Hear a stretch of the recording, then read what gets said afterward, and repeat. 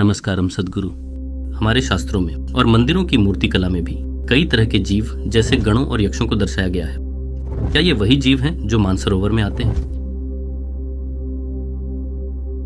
सिर्फ दो संस्कृतियां हैं जिन्होंने इसका कुछ हद तक उल्लेख किया है। भारतीय संस्कृति में ये बड़े रूप में मौजूद हैं।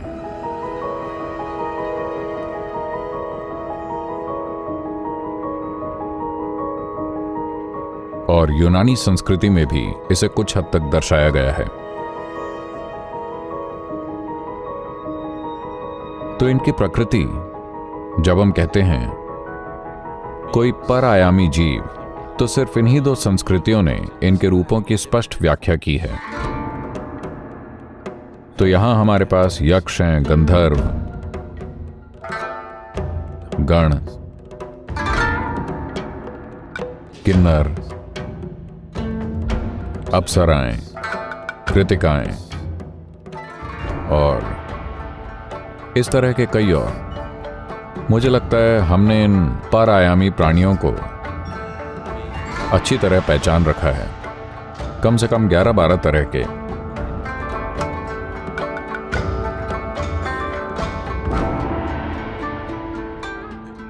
यूनानियों के पास भी ऐसी ही संख्या है, शायद अगर इतने नहीं भी तो कुछ कम होंगे, पर उन्होंने भी इनकी पहचान की है। मुझे लगता है कि एकमात्र जगह, मैं कभी वहां गया नहीं हूं, पर लोग मुझे बताते हैं कि इस तरह का सबसे अच्छा पुस्तकालय अड्यार, चेन्नई में है। थियोसॉफिकल सोसाइटी पुस्तकालय में एक विशाल संग्रह है तंत्र संबंधी किताबों का, जो इन सभी पहलुओं के बारे में है। इन पहलुओं की खोज आध्यात्मिक प्रक्रिया के मुकाबले तंत्र में ज्यादा होती है, क्योंकि वो हमेशा खोजते रहते हैं कि कैसे किसी ऐसे तत्व का इस्तेमाल किया जाए जिसके पास उनका काम करने के लिए जरूरी शक्ति, बुद्धि और पहुंच हो। वो हमेशा खोजते रहते हैं कि कैसे किसी चीज को गुलाम बनाकर उनके फायदे के लिए इस्तेमाल किया जाए। तो इन पहलुओं की खोज आध्यात्मिक प्रक्रिया के मुकाबले तंत्र में कहीं ज्यादा होती है। लेकिन आध्यात्मिक प्रक्रिया में मुझे लगता है गौतम बुद्ध ने खुद इन चीजों की काफी चर्चा की है कि कैसे उनकी साधना के दौरान उनका सामना तरह तरह के जीवों से हुआ, जो कि उनके साथ होता ही है जब कोई कुछ खास पहलुओं में प्रवेश करता है। खास तौर से जब हम एक और जगह पर काफी चीजें हुई हैं, पर खास तौर से जब हम ध्यान लिंग की प्राण प्रतिष्ठा की ओर बढ़ रहे थे, तो इस तरह के जीवों का वहां रोज आना होता था, हर तरह के। मैं उन्हें श्रेणियों में बांटकर उनको नाम नहीं दे सकता कि ये था, ये वो था, लेकिन वो साफ तौर पर अलग अलग थे, इतना तय है। इसमें दो राय नहीं है, एकदम साफ तौर से अलग। उनकी ऊर्जा, उनका रूप, उनका सब कुछ, ये सब वहां थे, पर मैंने ध्यान नहीं दिया। पर एक और जगह पर मैंने इनमें से कुछ पर ध्यान दिया है, लेकिन ये कई तरह से बेकार है, क्योंकि इनमें से कोई भी, कम से कम जो मुझे मिले, कोई भी मेरे लिए कोई आध्यात्मिक महत्व नहीं रखता। तो अगर मैंने उन पर थोड़ा ध्यान दिया भी, तो जैसे ही मुझे ये आभास हुआ कि यहां कुछ नहीं है, तो मैंने उन चीजों से अपना ध्यान हटा लिया, क्योंकि इनका कभी भी कोई आध्यात्मिक महत्व नहीं था। उनका सिर्फ अस्तित्व में महत्व है। अगर आप अस्तित्व को खोजना चाहते हैं तो हां, लेकिन अगर आप इसे जानना चाहते हैं तो वो किसी काम के नहीं है, क्योंकि वो बस एक दूसरे रूप में है और आपके जितने ही अनजान हैं। शायद कुछ अलग तरह की क्षमताओं वाले, जो आपको अविश्वसनीय लगेंगी, पर मुझे यकीन है कि आपकी क्षमताएं उनको अचंभित करती होंगी, नहीं तो वो नहीं आते, है ना? जैसे वो आपको असाधारण लगते हैं, आप भी उन्हें असाधारण लगते होंगे, इसीलिए तो वो आते हैं। इन दिनों मुझे इतना आराम नहीं है, पर उस समय घर के चारों ओर कोई दीवार नहीं थी और सुबह हर दिन लगभग 5:45-6 बजे जब सूरज उगता है, मैं रोज आकर बाहर कॉरिडोर में बैठता था। और मंदिर अभी तक बना नहीं है, मैं मंदिर को बस अपने मन में बना रहा हूं। हर रोज वहां बैठकर उस तरफ देखता हूं जहां मंदिर आना चाहिए। मैं बस, क्योंकि मेरे पास पैसे नहीं है, सामान नहीं है, मैं बस उसे अपने मन में देख रहा हूं। उस समय पर इन जीवों ने वहां काफी समय के लिए डेरा डाला था। वो सब आड़े टेढ़े आकारों के थे, पर सभी 2 आयामी, जैसे कि गत्ते जैसे चल रहे हैं, घूम रहे हैं, यहां वहां शोर शराबा करते हुए बस वहां घूम रहे हैं हर समय। कभी कभार मैं उनको नजरअंदाज नहीं कर पाता था क्योंकि वो इतना शोर मचाते थे। और कभी ऐसा होता था कि घर के दूसरे लोगों ने कुछ आवाजें सुनी, कुछ आवाजें और शोर सुना कि मैं किसी से बात कर रहा हूं, और वो बाहर आकर देखते थे कि मैं किसी से बात नहीं कर रहा था। वो समझ नहीं पाते थे, पर कुछ सुनाई देता था। मैंने कभी कुछ नहीं बोला, पर वो तरह तरह की आवाजें निकालते थे। हमें समझना होगा कि आवाज मतलब जिस तरह की आवाज हम निकालते हैं वो सिर्फ हम निकाल सकते हैं।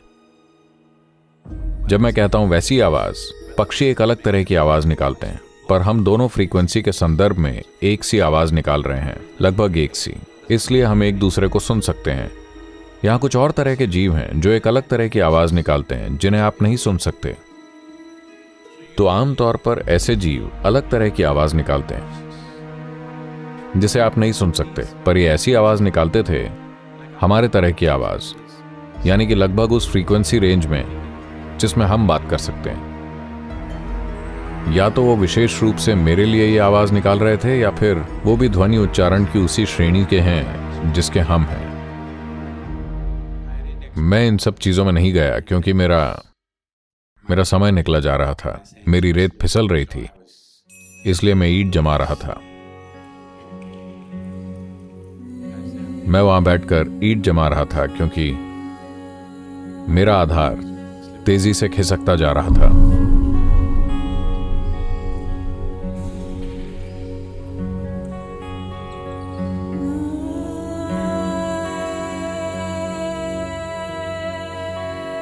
तो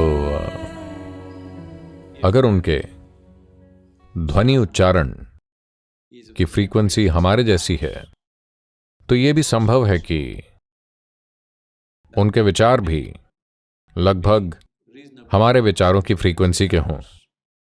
उनका शरीर भी लगभग इसी पदार्थ का हो, शायद बिल्कुल एक जैसा नहीं, पर मिलता जुलता हो।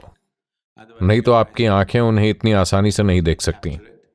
वैसे अगर आप एक खास स्थिति में हैं तो इन दूसरी चीजों को भी देख सकते हैं, पर इतनी आसानी से नहीं जैसे कि आप हर दिन किसी और चीज को देखते हैं। तो क्या ये यक्ष या गंधर्व या गण हैं? मुझे नहीं लगता, क्योंकि वो उनमें से किसी भी विवरण में फिट नहीं बैठते जो हमारी परंपरा में बताए गए हैं। गंधर्वों को सबसे सुंदर इंसानी रूपों की तरह बताया गया है। यक्ष थोड़े अलग तरह के हैं, पर लगभग इंसानों जैसे ही हैं। गण पूरी तरह विकृत मतलब इंसानों जैसा रूप नहीं है। तो ज्यादातर मंदिरों में जो आप देखते हैं वो गण हैं। उन्होंने वहां गण इसलिए बनाए हैं क्योंकि मानव चेतना को आकार देने में गणों ने एक महत्वपूर्ण भूमिका निभाई है, क्योंकि शिव खुद एक गण है।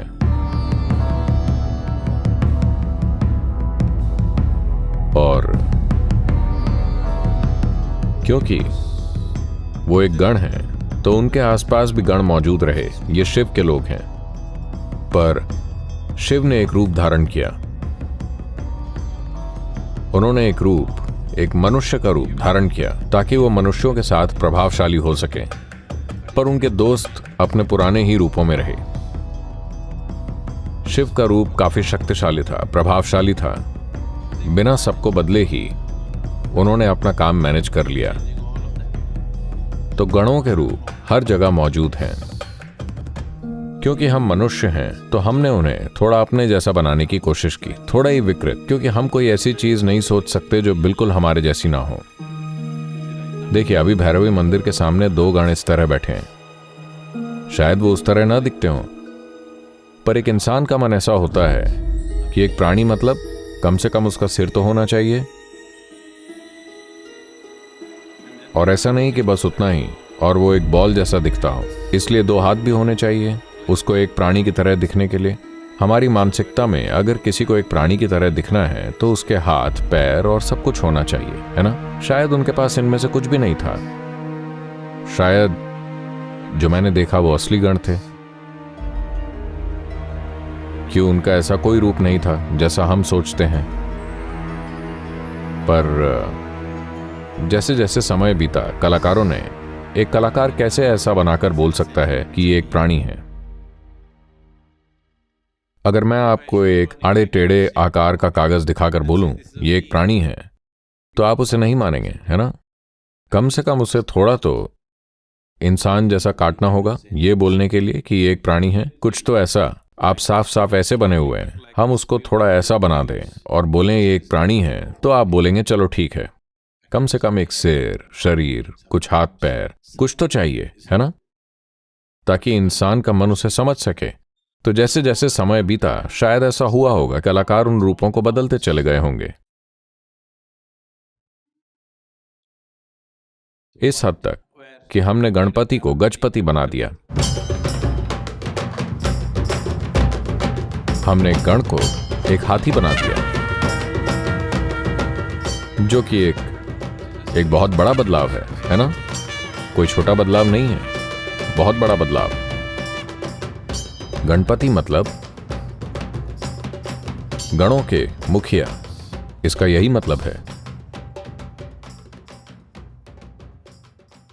तो ऐसा नहीं है कि उन्होंने जाकर किसी का भी सिर उड़ा दिया और लगा दिया।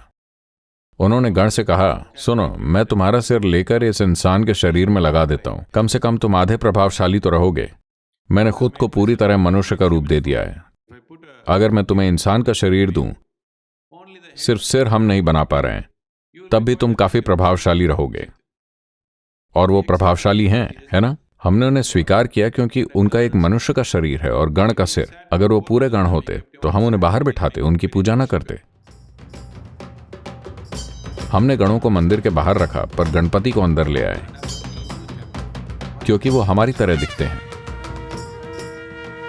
तो शिव ने ये सारी चीजें सोचकर ही ऐसा किया होगा। शायद उन्हें कम से कम एक सहायक की जरूरत होगी जो थोड़ा तो मनुष्य जैसे दिखता हो नहीं सकता क्या? शायद वो बस वैसे आए जैसा हमने उन्हें मानसरोवर में देखा, बस यूं ही झुंडों में, बस ऐसे ही, एक खास तरह से। वो जानते थे कि इस रूप में वो काम नहीं कर सकते, तो शायद उन्होंने यहाँ की मिट्टी से खुद को बनाना चाहा, पर खुद को ठीक ठाक आकार ना दे सके। कुछ ऐसे हो गए, कुछ वैसे। मनुष्य में भी तो सभी एक जैसे आकार के नहीं आए, है ना? तो उस तरह से वो कई आकारों में बन गए और उन्होंने सोचा चलो ठीक है, जब तक कि एक आदमी स्वीकार करने लायक दिख रहा है तो चलेगा। शायद कॉन्फ्रेंस में जाने के लिए शिव को एक और आदमी चाहिए था, तो उन्होंने उस गण का सिर लेकर इंसान के शरीर में लगा दिया। शायद तब किसी उद्देश्य के लिए ऐसा किया होगा।